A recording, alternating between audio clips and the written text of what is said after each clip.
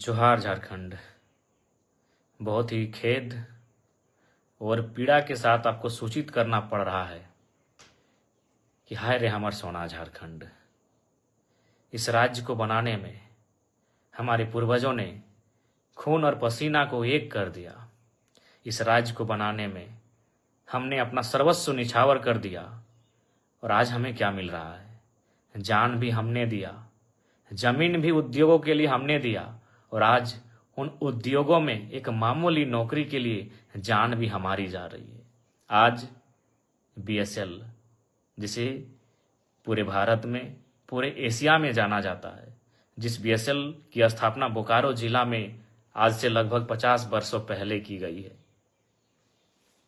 लगभग 33,000 एकड़ के आसपास जमीन का अधिग्रहण किया गया है और आम जनमानस की माने तो 64 मौजा 84 गांव विस्थापित हुए हैं, जिसमें 19 पंचायत तो आज भी ना नगर में रह गए ना गांव में रह गए।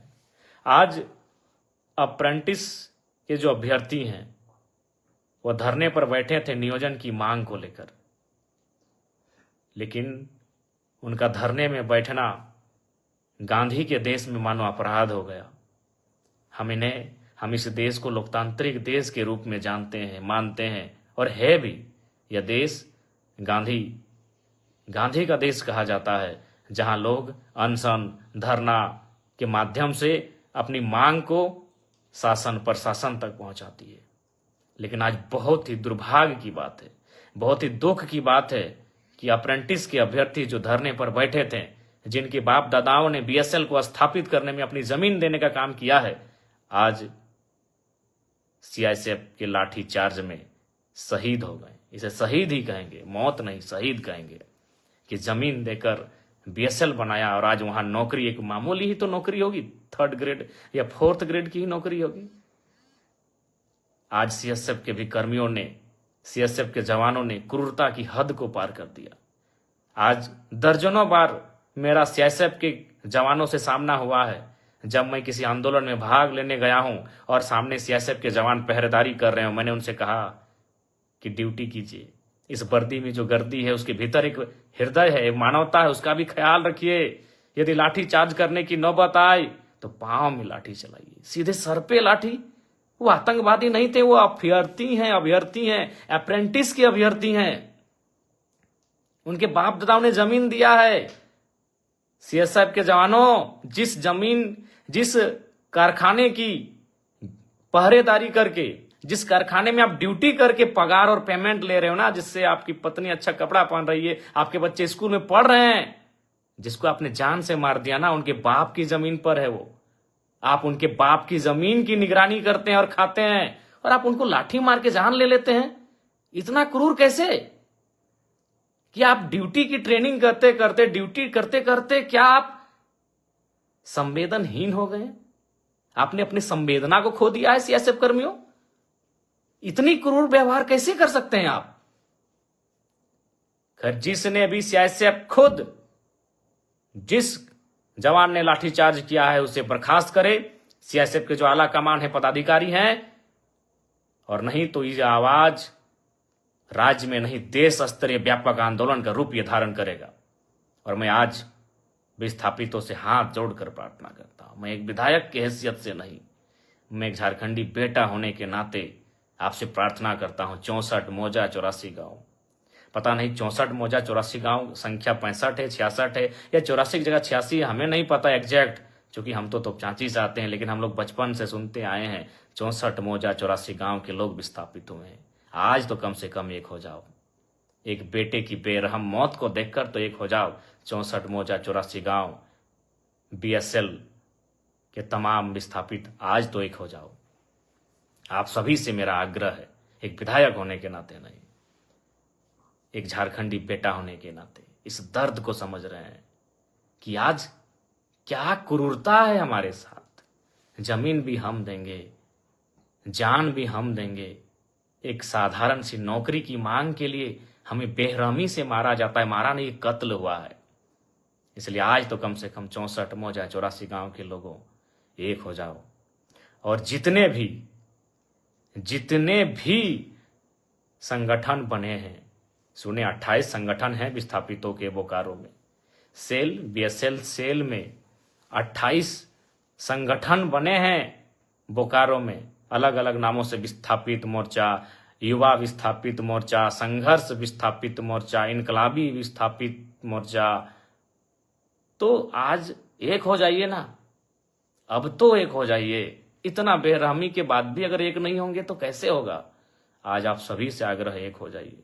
और तमाम विस्थापितों आपसे आग्रह है, विस्थापन की लड़ाई आप अपने भरोसे लड़िए। लोग समर्थन करते हैं, उनका समर्थन लीजिए। किसी राजनेता की अगुवाई में कभी आंदोलन मत कीजिए, अगुवाई आप स्वयं करें।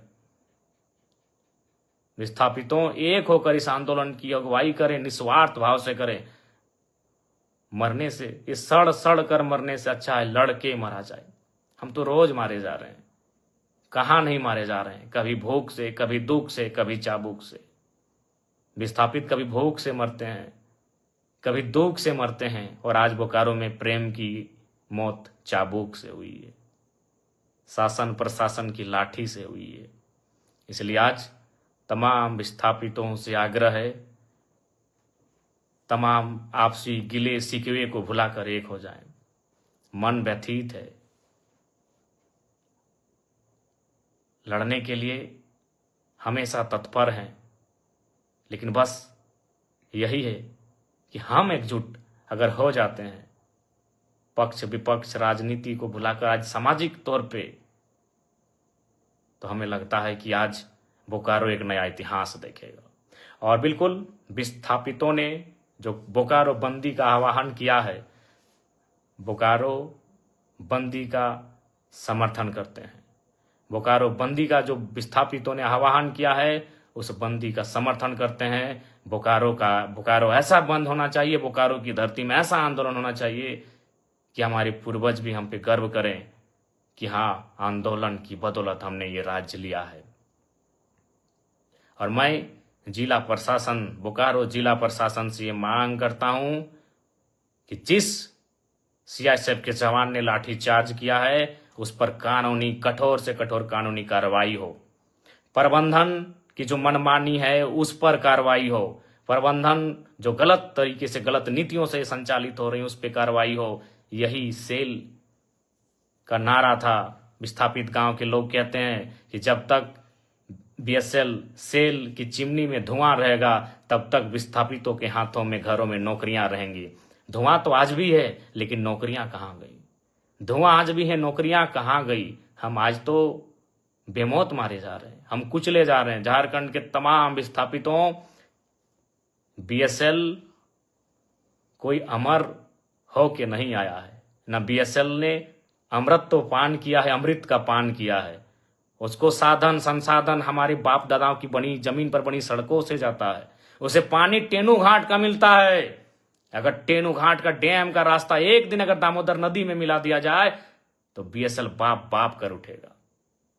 याद कीजिए विनोद बाबू का वो दौर, जब उन्होंने कहा था कि डैम, हमारी जमीन पर जो डैम है, अगर हमारी नहीं सुन रहे हैं तो पानी नदियों को दे दिया जाए। अगर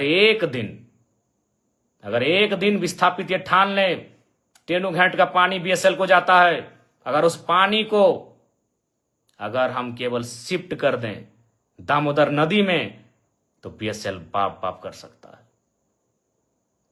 आज बहुत दुख और दुर्भाग्य है कि हमारे साथ कितना क्रूर व्यवहार हो रहा है। और ये क्रूर व्यवहार किसान, कामगार, आदिवासी, मूलवासियों के साथ ही होता आया है। वो झारखंड हो, चाहे 2006 जनवरी का महीना कलिंगा नगर उड़ीसा हो, वहां भी लोग जमीन के बदले जान देने के लिए तैयार थे, और शायद 13 लोगों की जान ले ली थी। आज भी उनकी मृत शरीर को, हाथों को, पांव के पंजों को, हाथ के पंजों को संभाल के रखा गया है। जी हाँ, आप बार बार श्वेता जी का नाम ले रहे हैं, मैं उस पर भी कहूंगा, और मैं श्वेता मैडम को एक पत्र भी लिखूंगा। मैं कानूनी कार्रवाई के लिए तो एसपी महोदय को लिखूंगा ही, उनके समर्थकों पर, लेकिन श्वेता मैडम को भी लिखूंगा कि श्वेता मैडम, अगर ढोलू महतो कल पहुंच जाए माननीय सांसद, तो क्या आपके समर्थक उनका बोर्ड उखाड़ेंगे? बोकारो के पूर्व विधायक अगर बिरंची नारायण जी अगर वहां पहुंच जाएं तो क्या आपके समर्थक उनका बोर्ड उखाड़ेंगे? क्योंकि बोकारो जिला से हमारे योगेंद्र प्रसाद मंत्री जी आते हैं। कल को अगर विस्थापितों के समर्थन में योगेंद्र प्रसाद मंत्री जी पहुंच जाएं तो श्वेता मैडम, क्या आपके समर्थक और आप उनका बोर्ड उखाड़ेंगे? क्या कल को रघुवर दास जी चूंकि गिरिडीह आए थे, हो सके कल बोकारो अगर आ जाए पूर्व मुख्यमंत्री रघुवर दास जी, क्या आपके समर्थक उनका बोर्ड, उनकी गाड़ी का नंबर प्लेट उखाड़ेंगे? अरे आपने तो हद कर दिया। और आप क्या बयान दे रही है इंटरव्यू में कि कुछ दिनों पहले, अरे आप जब विधायक बनी है ना मैडम, तब से आप में ये तेवर है। जब हम विधायक नहीं बने थे ना, उससे पहले से हम विस्थापितों की आवाज बनते आए हैं और विस्थापितों के धरने में, आंदोलन में सहभागिता देते आए हैं। क्या आप बात करती हैं मैडम? आप एक स्त्री थी इसीलिए मौन रहें, आप एक नारी थी इसलिए मौन रहें। बाकी आपको स्वयं मालूम है आपने आज क्या कृत्य किया। हमने ना आपको कुछ बोला था, हम तो, मेरी गाड़ी वहां खड़ी हुई थी, हम तो केवल आपके, हमारी गाड़ी गई थी ना, हमको तो मालूम भी नहीं आप एक महिला हो के विधायक हो के इस प्रकार आई।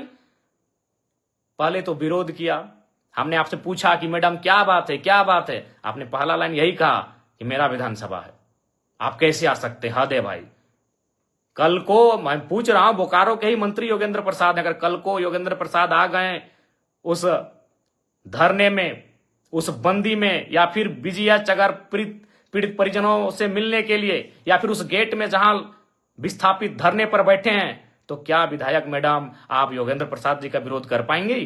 या कल को ढूलू महतो, चूंकि सांसद हैं, अगर ढूलू महतो जी पहुंच गए, क्या आपके समर्थकों में, आप में वो कुव्वत है कि आप उनका नंबर प्लेट उखाड़ देंगे? बड़ा दुर्भाग्य लगा मैडम, बड़ा दुर्भाग्य। आप क्या बयान दे रही हैं कि कोई माहौल खराब करे? तो मैं देखता हूं अगर कल को ढूलू महतो जी जाते हैं, बिरंची नारायण जी जाते हैं, तब आप क्या बोलते हैं। देखिए, मैं आपको स्पष्ट कहना चाहूंगा, सबको नहीं पच रहा है कि जयराम महतो किसी आंदोलन में आए, क्योंकि अगर वो आएगा तो सट्टी की बात होगा। और बाकी कहना नहीं चाहिए मैडम, लेकिन जब आपने हद पार किया है तो मैं सुनी सुनी खबर आपको सुना दूं। सुने आपके घर में आपके रिश्तेदार कहिए या आपके खास कहिए, उनको ठिका मिलता है बीएसएल में। तो ये दोहरी राजनीति मत कीजिए विधायक मैडम। अभी आप दुख जता रहे हैं और आपके ही लोग वहां ठिका लेते हैं। तो असली बात तो जनता को मालूम है कि आपको तकलीफ जयराम महतो के जाने से तकलीफ क्यों हुई, क्योंकि आपको मालूम है कि जयराम महतो आएगा तो दूध का दूध और पानी का पानी बात होगा। ये किससे छुपा है? चलिए, नाम लेने में अचरज का है। सुने आपके पति महोदय को वहां ठिका मिलता है, अभी करोड़ों का ठिका मिलता है, तो आप में हम, मुझे देखकर आपका बौखलाना तो लाजमी है। चलिए, फिर भी बुरा नहीं मानते हैं, क्योंकि लड़ाई विस्थापितों की है, लड़ाई विस्थापितों की है। बाकी हमारे समर्थक, हमारे कार्यकर्ता आपको मर्यादित रूप में उत्तर दे देंगे। आपको गांव जाना है, गांव में हमारे कार्यकर्ता, हमारे समर्थक आपको उत्तर दे देंगे, नियमता देंगे। लेकिन आपका ये जो बयान, ये भर्सन कि बोकारो मेरा है, बोकारो विधानसभा मेरा है, वही तो हम देख रहे हैं। अगर कल योगेंद्र प्रसाद, चूंकि वो तो गोमिया के विधायक हैं, आपके हिसाब से वो गोमिया के विधायक हैं, अगर वो कल चले जाते हैं माननीय योगेंद्र प्रसाद, तब आपके समर्थक उनका बोर्ड तोड़ते हैं कि नहीं तोड़ते, ये भी हम देखेंगे। ढोलू महतो जी अगर चले जाते हैं तो आपके समर्थक उनका बोर्ड तोड़ते हैं कि नहीं तोड़ते हैं, हम ये भी देखेंगे। और अगर बिरंची नारायण पूर्व विधायक बोकारो अगर जाते हैं कल विस्थापितों से मिलने या धरना स्थल पर, तो आपके समर्थक उनका बोर्ड तोड़ते हैं कि नहीं तोड़ते हैं, यह भी हम देखेंगे। ये दुर्भाग्यपूर्ण है, आपकी संकीर्ण सोच को आश्चर्य लग रहा है कि आप इतना संकीर्ण, आपकी सोच कैसे हो गई आज। खैर, सोच आपकी संकीर्ण कैसे हुई, और हमको बिल्कुल स्पष्ट कहेंगे, झारखंड वासियों, विस्थापितों, विधायक मैडम के साथ जितने लोग पीछे खड़े थे, आप करीब से उनको चेक कर लीजिए, वो झारखंडी नहीं थे। विधायक मैडम के पीछे जितने लोग थे, जो बोर्ड, हमारी गाड़ी का, चूंकि हम पीछे आ गए, हमारे समर्थक भी हमें घेर लिए थे, हमारे समर्थक नहीं, जो विस्थापित लोग थे धरने की, दादा आप मत जाइए उधर, उसी बीच उन्होंने हमारी गाड़ी को तोड़फोड़ करना शुरू किया। और हमने पहले ही कह दिया था कि उनको जो करना है करे, वो नारी हैं, हम कुछ नहीं बोलेंगे। बल्कि हमने आपको प्यार से बुलाया कि मैडम बात क्या है, क्यों यह व्यवहार आप कर रही हैं। तो ये बहुत ही दुर्भाग्य की बात है, आपका जो ये व्यवहार रहा, ये बहुत ही दुर्भाग्य की बात है। लेकिन फिर भी हम उस पर चर्चा नहीं करेंगे, क्योंकि यहां सवाल विस्थापितों के साथ न्याय का है। बाकी आपको हम एक पत्र लिख रहे हैं, उस पत्र का आशा करते हैं आप उत्तर देंगे। पुनः विस्थापितों आपसे यही कहेंगे कि आप अब तो एकजुट हो जाइए, आप एकजुट हो जाइए।